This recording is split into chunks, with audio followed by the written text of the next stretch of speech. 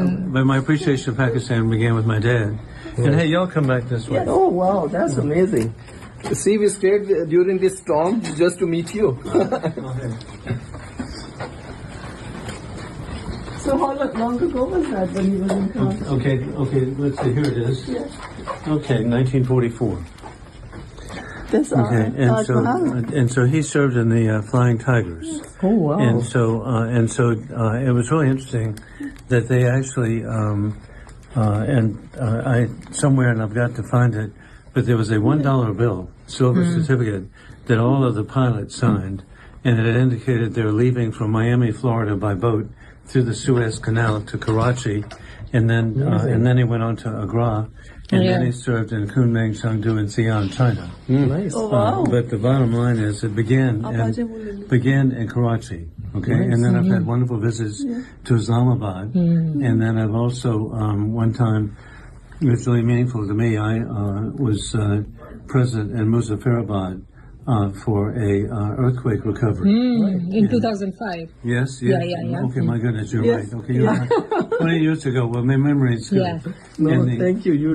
But what was great is that while I was there, it was the U.S. Marines set up a field hospital with female doctors to the injured women. And so then, while I was there, one of the U.S. Marines came running after me and said, "Hey, I'm here because of you." Okay. And I said, and I recognized his name because I saw his name tag, Solani. I said, "Oh yes, our office facilitated his citizenship." Nice. So he was a Pakistani American. Oh, nice. Who our office. I was really grateful. We had a staff person who wanted so much to help the corporal that she drove from Beaufort, South Carolina, to Atlanta to get the paperwork done to come back to Paris Island so that he could be sworn in the next day as a U.S. citizen in the Marine Corps. Amazing. But it was exciting to me for him to be there, and you correct me, but he was there and in a U.S. Marine uniform speaking Urdu. Wow. Okay. That's surprising. But anyway, bottom line, I just have hopes for the people of Pakistan, and then hey, it's also personal in that I was there one year and actually met with Benazir Bhutto, and so I was at her home, and sadly a month later she was assassinated. This was a year before. And so I say that sadly because it was a wonderful visit with her. And 2007. I just thought that. That Pakistan had such a bright future, and so my view is that the people of Pakistan to me are very talented, and so it should be coming together. Yes, and we are here to give you the compliment from all the Pakistan 250 million people. Wow. They are appreciating your efforts. Wow. They are supporting your efforts. Wow. The way you are talking about democracy, rule of law in Pakistan, the way you are supporting how they have, put the former prime minister in jail for last 2 years. Yes. So, your support is amazing. And the people, they are suffering for last 2.5 years. There is no freedom of expression. There is no freedom of speech. The transnational repression issues. So what you are doing, you are winning the hearts of 250 million people. Hey, I'm inspired by the people of Pakistan, okay?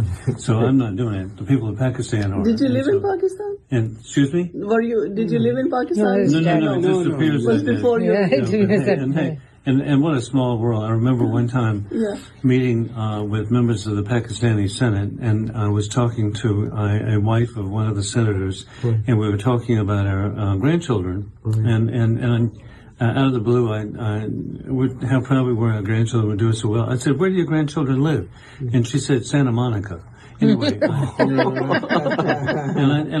it was another reminder. Okay, hey, this is a tiny world. Okay, and so America and Pakistan should be working together in this tiny world. For the benefit of both countries. Yes, working for democracy, working for civil liberties, that's really important. And your role is, phenomenal. You are also in the Foreign Affairs Committee now. So we need to see how we can, bring that change back to Pakistan, how we can make sure that, the fascism and dictatorship, moves away from Pakistan. Right. So what's your next step? You already did an amazing speech. Well, the bottom, I'm really grateful we have wonderful staff here who are devoted to a free Pakistan, and democratic Pakistan. So I'll be working with my staff. Amazing.